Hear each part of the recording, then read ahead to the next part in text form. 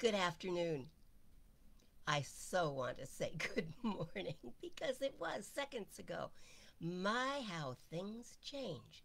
Your life could change in a moment. It was morning seconds ago, and now it's afternoon, according to somebody's calculations. Not a decision I necessarily made, but one I've agreed to. That's kind of how life goes, isn't it? Anyway, good afternoon. I'm happy you're here. If you were here last week and you discovered I wasn't, I apologize for that. We had a family emergency. Just as I was getting ready to be with you, our little puppy, who has been sick for some time, had a major seizure. And that was followed by a second seizure, and we just knew it was his time. And so we wanted to be with him. And we made that choice.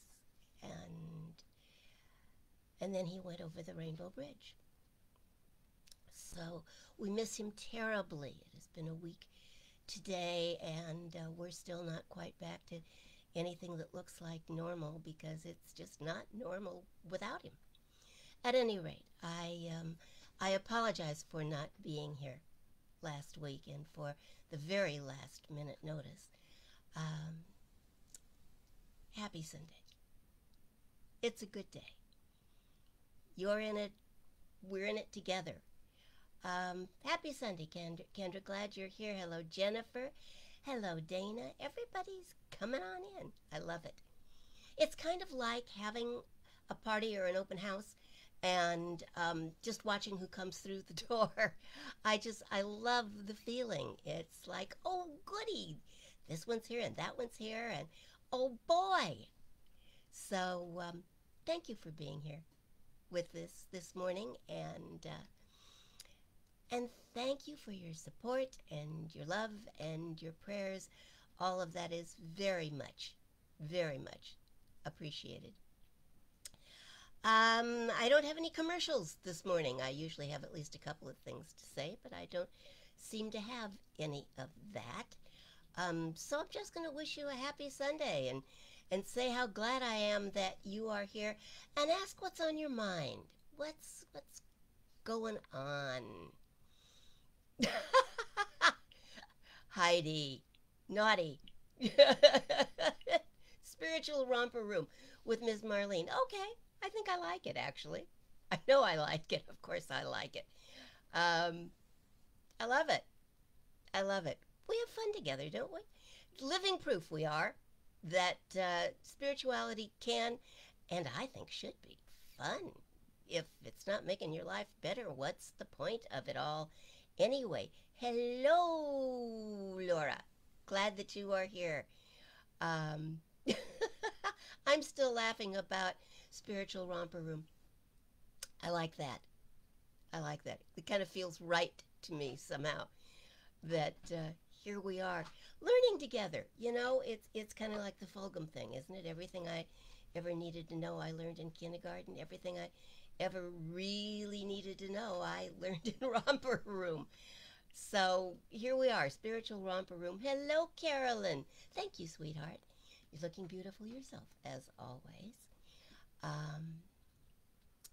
Heidi's here. Who else is popping in? This is fun. It really is fun watching you all come through the cyber door and end up here in Romper Room with me. I wish you could see Cac. She ran out and ran some errands this morning and came back with, what do you call that? Can I get over there? I think you can get over here if you're careful. We have a light in the way, but you really do need to see this. I couldn't describe it. Come on, yeah. There I am. There you are. We have to find a name for that. Matilda. No. No, I'm a rock star. Are you? You're a rock star. I'm on Beyonce or something. Okay. I think think it's wonderful. And actually, right after the talk, I'm going to go out and get one myself because I just think it's fabulous and fun and will make people smile. And that's good. You know, smiling is a good thing. We spend way too much time, I think, being serious. Oh, Jennifer's going to send me a magic mirror. I'd love that. That's right. She had one in Romper Room, didn't she? Which just goes to show you my level of television watching. I remember Romper Room. Yes. Mostly with my kids, but still, what difference does it make? I'd love a magic mirror. That would be fabulous. That would be fabulous. And we could look into it and see wonderful things. I like that. I like that very much. And I want a hat that makes people smile. It's just a little headband thing with stuff. Hairdo dads. Yes, it's a hairdo dad. I like that.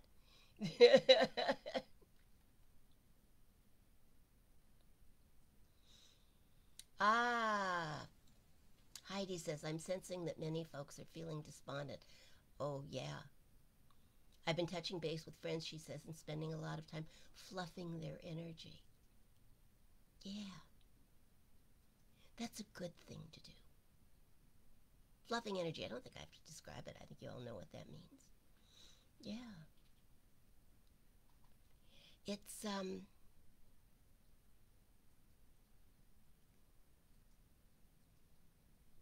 a hard time.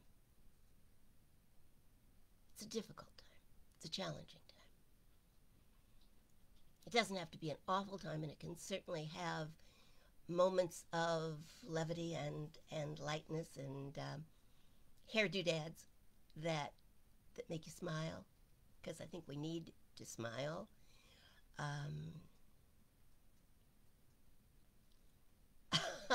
Miss Marianne, good for you, Heidi. Wow. And yes, Cindy. Hi, darling. Cat likes cats. Oh, yes. Very much so. Very much so. Um, and she has one in particular who follows her around the house, talking to her constantly. We have been known to request that the kitty silence herself for a few moments, but she doesn't always want to do that. And if you happen to hear a cat in the background, it's probably Jasmine. Because Percy sings. If you hear a cat singing, it's Percy. He sings, usually in the middle of the night and generally opera. But the talker is Jasmine. And then we have one who has a Fran Drescher voice. Thanks, Tina. It's Merlin, who was supposed to be a boy, turned out to be a girl, and has a voice like Fran Drescher, and likes to complain a lot, loudly, in her Fran Drescher voice. Characters all, every single one of them. We have 4 cats. The 4th cat is 10 years old and just discovered about a year ago that he was a cat. We're not sure what it was he thought he was before that, but he just didn't act like a cat or have anything to do with anybody else. And all of a sudden, boom, changed. Who knows? Go figure. Anyway, I want to go back to Heidi's comment about people feeling despondent, because I think there's a lot of that going on. A lot of people who, and it kind of sneaks up on you frequently. It's not like you wake up one morning and go, okay, I'm despondent. It's kind of like it sneaks up, you know. It's been hard, people. It's been challenging, and it's been hard. And on top of everything that's going on and the new lifestyles that all of us really have to live in order to be safe and to ensure the safety of others, then there's all that other stuff going on. You turn the news on and it looks like California's been burnt to the ground. And having been through what was at the time the biggest fire in the history of California, um, boy, that brings back a lot of memories I'd just as soon not be thinking about. Um, and I'm sure that sort of thing does for everybody. We're what 20 as of yesterday, I believe 24,000 homes had been burned to the ground in California, fires and environs. Um, that's depressing. That's sad. And we want to do something, don't we? We want to do something, especially if we're not affected directly by it. And we don't even know what we can do except feel bad for these people and wish it were different. All of which kind of leads me right into what I wanted to talk about. So why don't I just go there?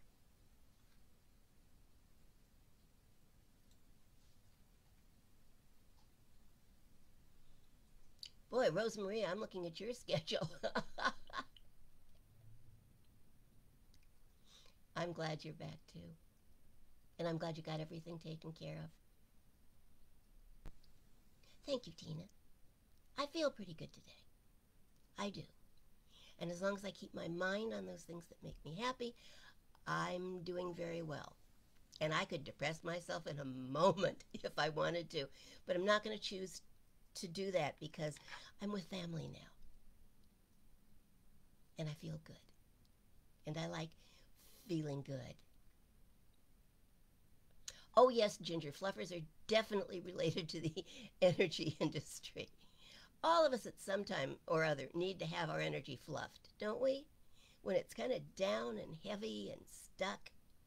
And we just kind of need something or somebody or an idea that lifts us up, that fluffs us, so that we feel good. Yeah, we are growing tired of the negative, Heidi. Absolutely, we are. There's been a lot of it for a very long time, and it kind of wears you down. So, yeah, 500,000 people in Portland and Oregon that have evacuated. Tina, I assume you're safe where you are, but let us know. Yeah, see, there's been everyday life. Life goes on as it will anyway, and then there's all this other stuff piled on top of it. So let's talk, shall we? Shall we just hang in there with me for a second and let's see, because I want to talk about love, loss, and renewal. And since this is Sunday, let's talk sanctuary, holy ground. Some of you are going to feel like some of what I'm saying you've heard before because you have. But I'm looking at it in a new way today, so bear with me. It's Sunday, and most of us wouldn't be sitting in front of our computers, would we? We'd be maybe having lunch at this stage, maybe just getting out of a service, maybe just in a place that feels like holy ground. People would come up to me and say, when I was in church full time, would come up to me and say, I'm not going to be here next Sunday because we're going to the forest, or we're going to go to the beach, or I'm going to play golf. And I always said that's an excused absence. If you're going someplace that makes you feel whole, that's what church is meant to do. or wherever that is. That's sanctuary. And when you're on holy ground, you feel it, don't you? When you walk into a cathedral or a church or an industrial complex or a theater or a forest or a beach that is, for a very special time, your sanctuary, you feel it. You feel it physically, you feel it emotionally. It's good to be there. It's safe. It's the home of your heart. And I think many of us, whether we have found a new way of creating spiritual community or not, still kind of miss those feelings and those places.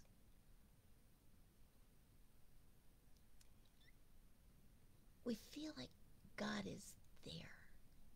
God abides there. And you know somehow that you're going to feel better and blessed and stronger simply because you've been there too. Like this Streisand song says, it's holy ground. And you know in places like that there are angels all around. Whether it's an angel who greets you at the door or the angel who sings with the birds in the treetops, or the angels who sing the songs that touch your heart, or play the music that somehow fills your mind and your heart and lets you know that everything's okay. Everything's going to be all right. And there are most definitely angels in those places. And you walk away from there transformed, changed in some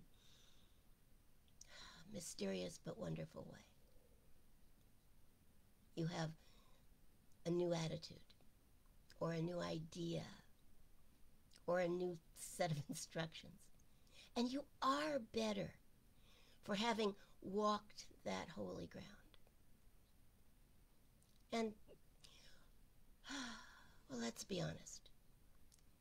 While I, for one, am deeply grateful for Zoom and Facebook and YouTube and all of the amazing ways we have found to create and communicate spiritual community, there are days, aren't there,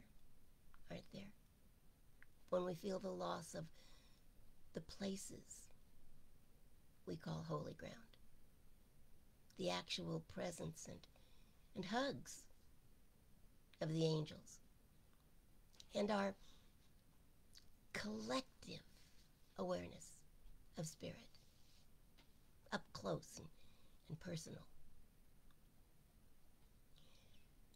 It's a challenging world out there right now when you actually get out of your house and actually go out there. There be angry folks and hostile drivers and worries and challenges and important protests and racism and, oh yeah, a pandemic and wildfires and elections. And so sometimes some people, maybe not us, but sometimes we forget how we felt when we are together. How strong and happy and safe we felt when we stood on holy ground. And we fall into frustration and fear, and we forget what we learned. And life gets complicated. And we feel deeply the loss of the familiar, the world we knew before everything changed. Many of us have lost much this year. And our world is not so familiar, not so comfortable. We're in unfamiliar territory and we aren't quite sure of our bearings.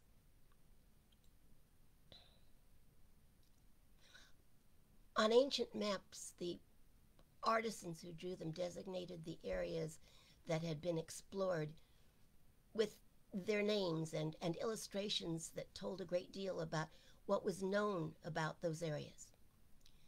But areas that were unexplored were the subject of mystery and superstition. Beyond this place, the map makers would write, there be dragons. And none but the most adventurous souls ever went beyond the lines, out to the places where the dragons lived. Of course, the more adventurous souls went there and found new worlds, saw new things, expanded the horizons not just for themselves, but for humankind. On the old maps that have survived, we can still see the symbolic dragons riding the waves of the unknown and therefore frightening and mysterious waters. Some days, doesn't it feel like we're in one of those old ships? Like there's a whole world just outside our comfort zone or our front door? A world full of dragons, waiting to do evil dragon things. And it's frightening. We feel it most, I think, when we're most vulnerable, when our sense of security is threatened, or when we've lost something or someone that we treasure, when our world feels as though it has been literally turned upside down. Why do you suppose that is? Why does even the remembrance of sanctuary somehow bring us more comfort sometimes than the other side of our own front door? I think we feel comfort. We feel a presence when we walk into places we have designated as holy, because something in us is awakened, and because we believe that something good is there, and something good is there. And we believe that demons and dragons don't come into holy places, that God keeps them out. And so we let down our defenses and we open our hearts and minds and relax and allow ourselves to connect not just with the God that we feel there, but the God within ourselves. And that's powerful. That's healing. When you connect to that, you feel safe, comforted, strong, ready to take on challenges. You feel the presence of something greater around you, and more importantly, you feel that within you, a presence that is there always, that is there all along. But for the moment, you are aware, and the dragons are tamed, or at least they are safely out there, and you are in here with God, and all is well. So, my first point is this. You feel better in those places because you touch God in those places consciously. Everything else is outside, and you are inside, and God is inside you. because in those places you feel safe to express the God that is within you. And it's a God of joy, of love, of everything. The secret is this, I think. Although God is everywhere, and intellectually we know that, we don't feel it everywhere. And although God is all there is, and therefore all we are, we don't feel that all the time either, because, well, get ready, because we believe in demons and dragons. So, in an effort to uplift all of us a little bit today, here's my second point. Dragons get a bad rap. In Western cultures, we think of a dragon as a symbol of malevolence, hanging out there, breathing fire, causing chaos. But there are many cultures in which the image of the dragon is the exact opposite of that. The people in China have held beliefs that they are descendants of the dragon, a tradition that is firmly embedded in the minds of the people. In China, the dragon is held in high esteem for its dignity and power for good. They regard the dragon as an auspicious creature with the power to bless and influence their lives, and it is believed that the dragon is a bringer of joy and prophecy and miracles.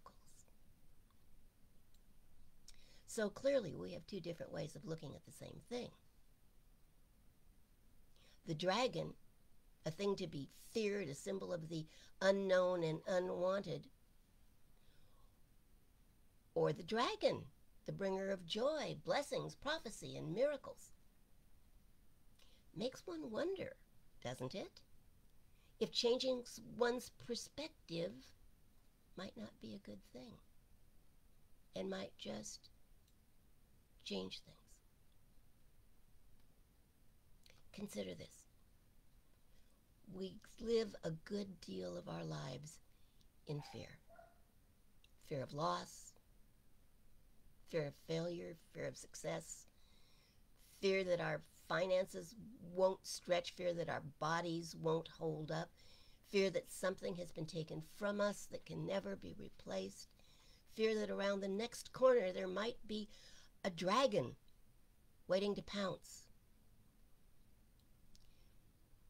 But what if that dragon, those fears, are really messengers? Messengers of good, of God, saying, let me show you what I can do with this. Let me show you how I can bless you with this. Let me show you how your life can be richer, fuller, more wonderful, more amazing because of this thing that right now you fear. Fear of disease, loss of love, loss of property, all arise from the fear that God is not what we say God is. Not omnipotent, not omnipresent, not all-knowing, and certainly not on our side. Where does that come from? What is this fear? Is it possible, do you think, that the fear, not the fear of things that are necessarily truly dangerous, but the fear of the unknown, fear of the world outside our immediate comfort zone or the zone of our current understanding, might actually come from our perspective rather than from fact? Is it possible that we suffer from belief that out there in the real world there be demons and dragons?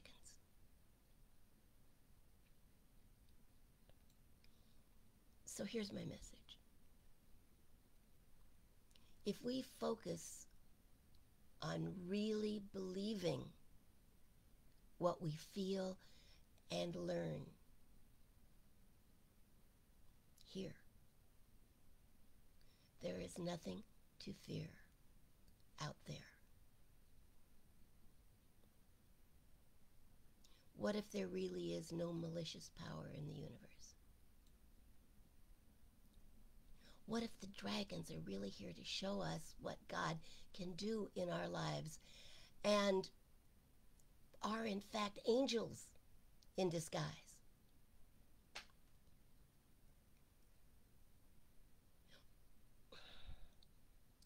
While I cannot say that I have come to love change and chaos,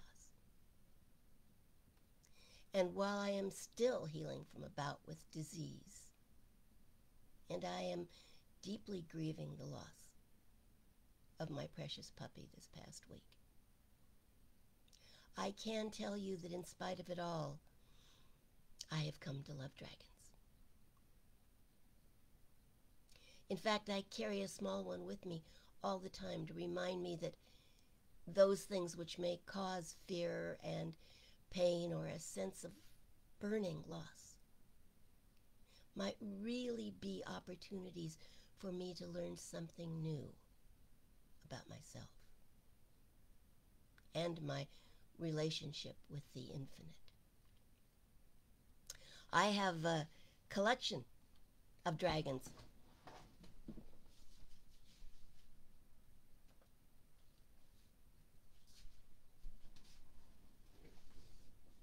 He is one of many that sit on my bookshelf. I have a collection of them, mostly to remind me, because of their friendly smiles and their power, that they are messengers of God. Recognizing that the demons and the dragons and the losses can be our friends opens the door for us to be more, to work out our own salvation, if you will, not in fear and trembling, but in peace and quiet confidence, happiness, sense of security. Joy is, after all, first in our minds. Our thoughts are powerful. They connect us to unlimited power. How we use that connection, how we use that power makes all the difference. If we refuse to believe in him, the dragon simply doesn't live here anymore. Or perhaps he can live here in a new way. Or we can rename our dragons and make them our friends and allow them to teach and to bless us and to help us smile. Or we can simply recognize the dragon as an opportunity to practice our faith, to practice our creative power, to practice our godliness. We have the tools to do that. We have faith and we have prayer. Both of those things are essential for the taming of dragons. If we think of life as a challenge to be overcome, an evil to be fought off, as a place fraught with unfriendly dragons, then it shall be so.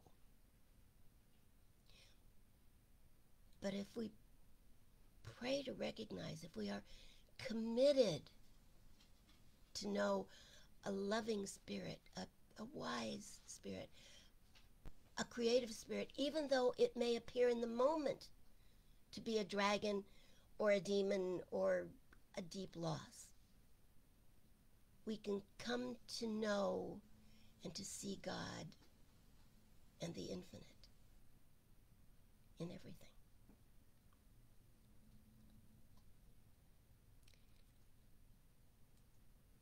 Prayer brings God up close and personal.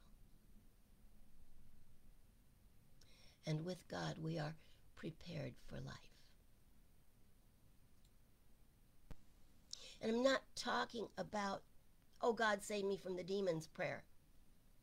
I'm talking about affirmative prayer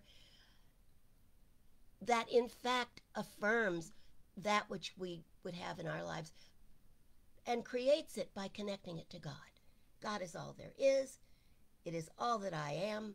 Therefore, my life looks like this. I'm grateful for that, and I let it be so. Simple. Simple formula. Sometimes we are so busy doing the old kind of prayer that we forget the new kind of prayer at our own detriment. We can fight fear. We can fight the dragons that come into our territory if we want to fight. Or we can recognize them as opportunities to build our faith and to secure our lives. If we insist upon living within the confines of our fears and our remorse, then we live always with lurking dragons and fiery demons and unbearable loss. But with faith and enough courage to step beyond our fear, we can discover that, in fact, dragons can turn into friends. And they may yet become bringers of joy, of prophecy, and of miracles.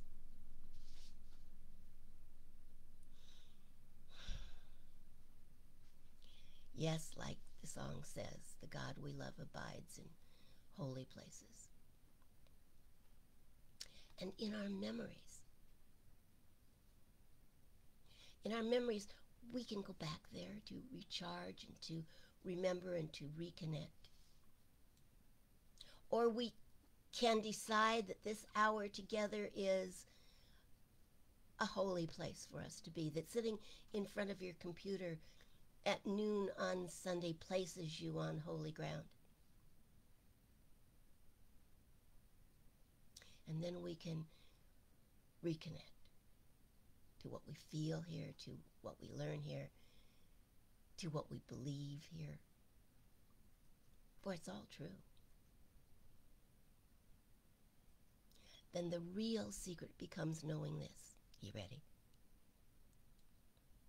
You take it with you when you leave. You take it with you when you go out there into the equally God-filled world. Ultimately, we must come to understand that in our holy places and way beyond those places, though there may appear to be dragons and demons, the truth is there be God and only God. And that beyond all places and appearances, there be God and only God. There is no loss that spirit will not replace with something greater. There is no love greater than the love of God. And there is no life that cannot be renewed, cannot be transformed, cannot be recreated with faith in that which created everything, that which created you. The religion I was raised in ended Sunday service with the words, "Go with God." I've learned that it is in fact impossible to go any other way. Please remember that no matter what the circumstances, no matter how great the loss, God is where you are, and God is unlimited. And you have that within you. And you take it with you, wherever you are, and everywhere you go.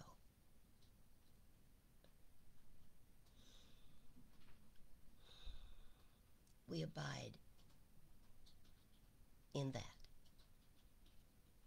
and that abides in us.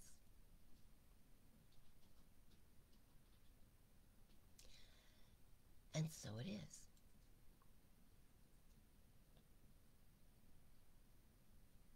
Now we have only to let it be.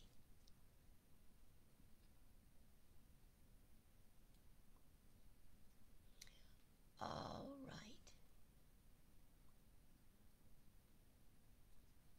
Let's see what you guys have been up to while I was chattering.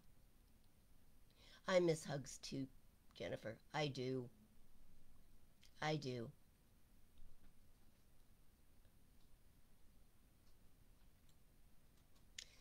You know, I get it, Donna. It does. Several times this week when I found myself feeling sorry for myself, mostly over the loss of my puppy, I thought, but people have lost everything. 24,000 people. Well, actually, probably more people than that. That's structures. Have lost everything, including their puppies and some family members. And you want to say, how dare I feel sad, depressed? How dare I be selfish? But you know, each of us has our own sense. And we are entitled. We are entitled to feel our losses and to feel sad. There's a great deal that we could feel sad about. I don't recommend that you live in that place, but when the wave comes, allow it, acknowledge it, and then make another choice.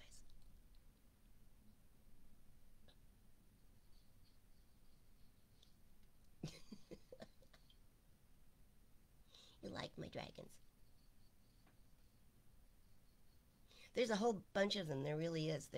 There's a gold guy who I was actually going to bring down and show you, but his tail is caught under a book and I couldn't grab him quickly. But there's a whole family of these guys living up on my shelf. I think I am about to have some help getting the family together. There's big guys and little guys. See, just in case you thought I was kidding. And there are more in the other room. And there are stone dragons, and there are metal. There's a precious little metal dragon that a friend painted for me. He's a little bitty guy, though. Brushwork. It must have been one of those, you know, where you paint with like one hair on the brush. And there's a whole bag full of itty bitty little guys that I leave in the trust of these guys. These are my babies. I love them. And they help me remember. They help me remember that things are not always what they seem to be. That all dragons are not evil and that some are simply funny-looking angels, but great-looking dragons. Well, and tell them that they used to watch Game of Thrones to get inspiration. Oh, it's true. When Game of Thrones was on, these guys would all come out and sit on the table and watch the show and be inspired to grow to be big, powerful dragons. I didn't let them watch the last season. Actually, I didn't watch most of the last season. I read what was coming and just didn't want to go there. I love my dragons. I want them happy. Carolyn says, without prayer, where do we go in emotionally bad times?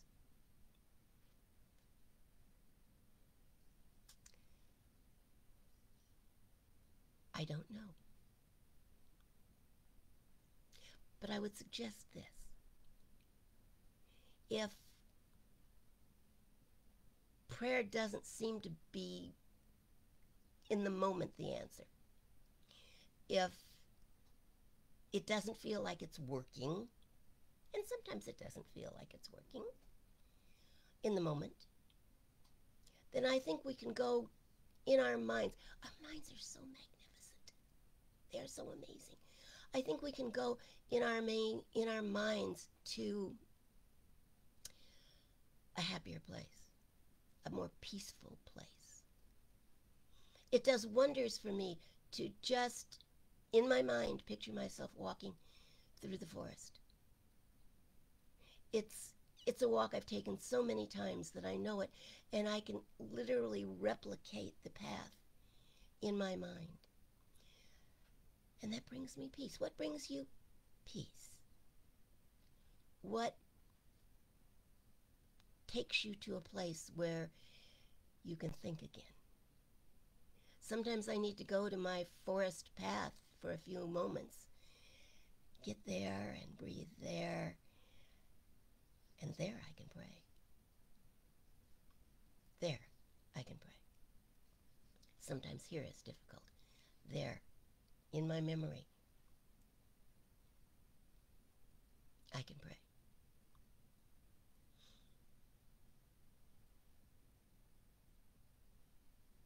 Yes, Kirk, you definitely have a mighty dragon.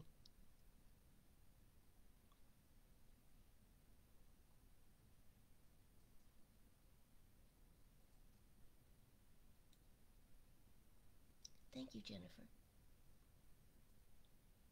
Well, we're all growing and changing, aren't we?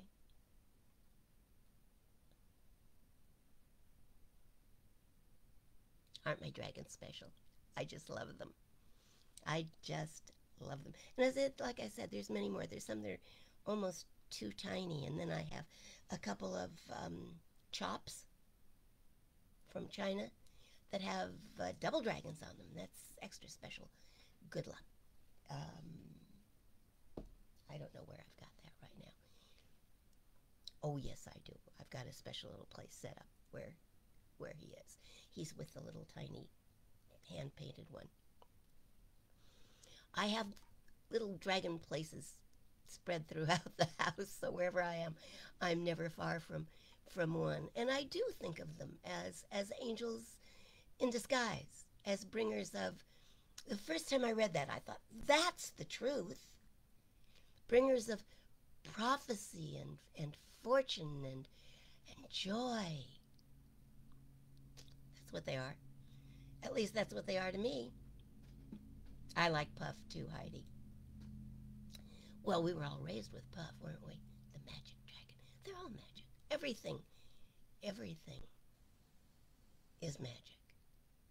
Because everything is spiritual.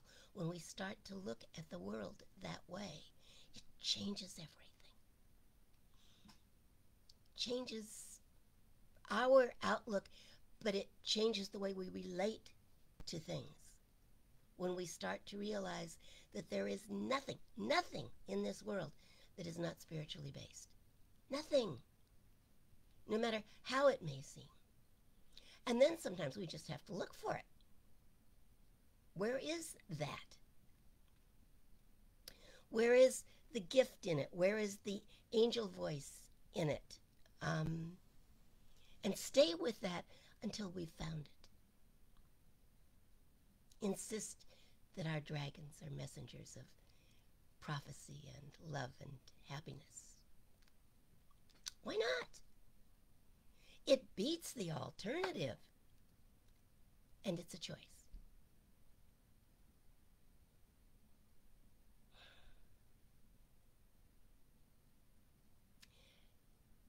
It's really been amazing being with you today. Thank you.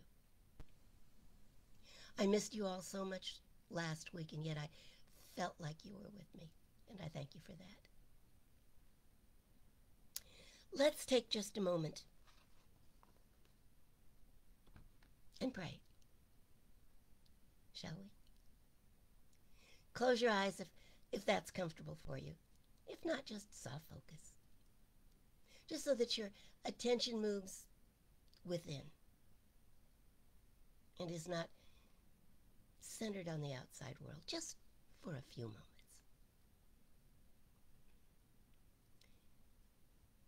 And let us know that here and now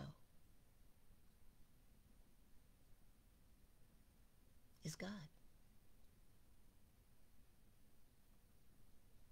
Here and now,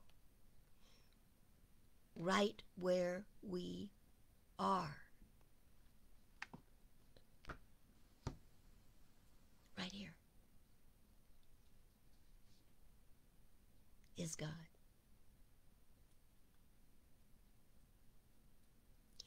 And where two or more are gathered, as we are gathered here, that God power is amplified. That unlimited creative power is amplified.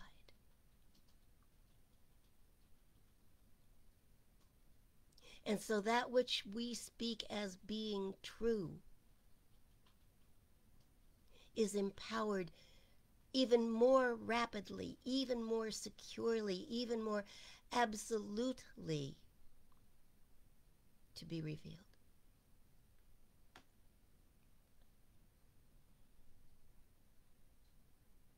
And so I speak my word now for that which my heart most desires in this moment. And I invite all of you to do that. To, within your own bubble of God, speak that truth that your heart most desires.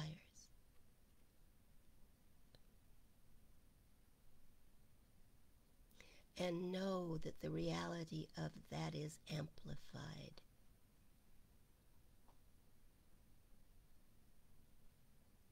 by the presence of those who surround, love, support, and include you within their prayer.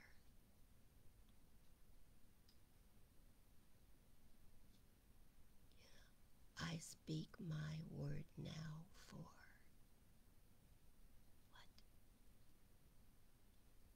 For peace.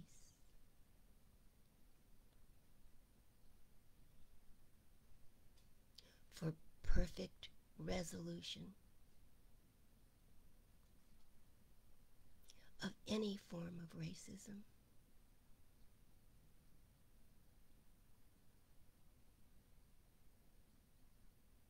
For a divine outcome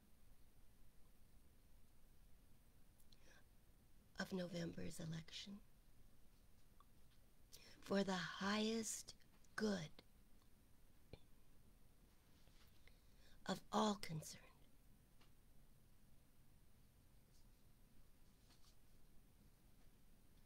For an end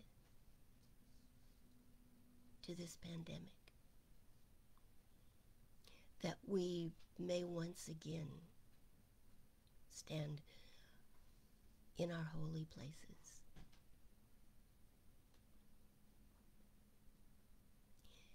and hug one another and speak heart to heart and face to face.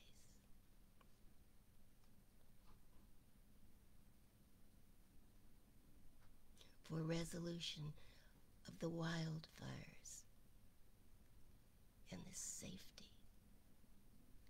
of those who have been surrounded by them. And for an even greater life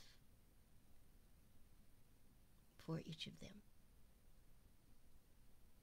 to rise from the ashes. What else?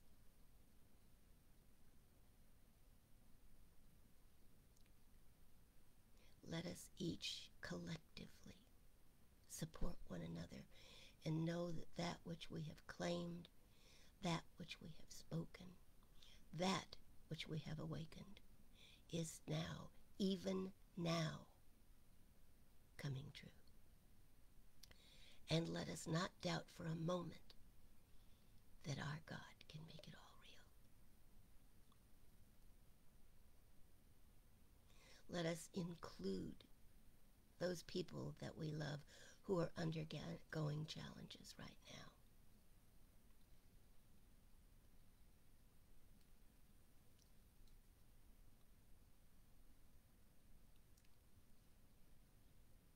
Let us know that all is well.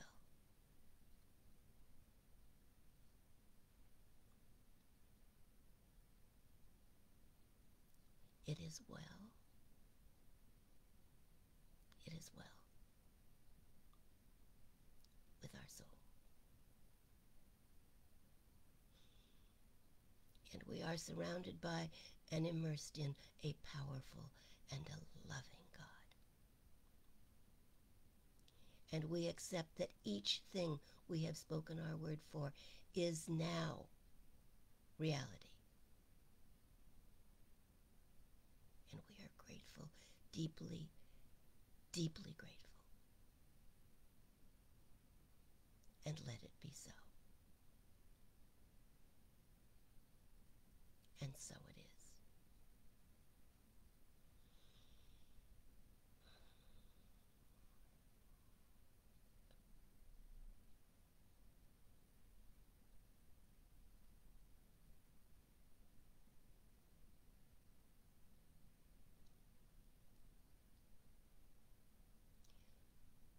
I wish you a peaceful, a prosperous, a joyous week. I wish you only the kindest and most loving dragons,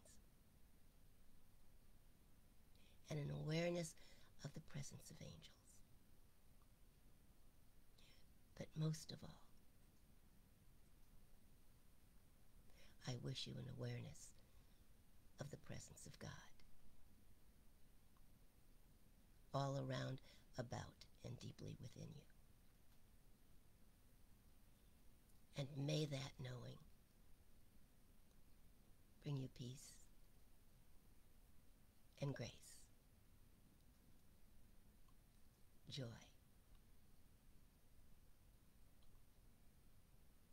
and a sense of power to do good in the world.